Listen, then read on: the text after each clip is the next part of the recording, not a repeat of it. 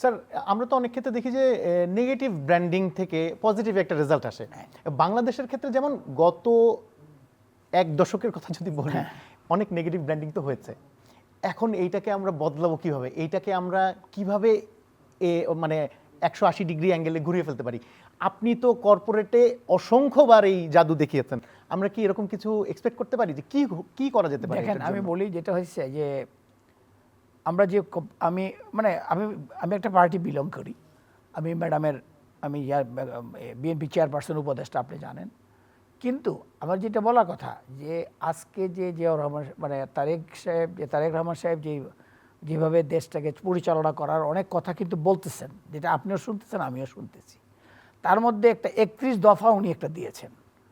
আমরা কিন্তু সাধারণত কোনোভাবে ঠাট্টা হিসেবে নেই, 19 দফা দিয়েছে, 31 দফা দিয়েছে, 6 দফা দিয়েছে, 32 দফা। No, he is very serious on that.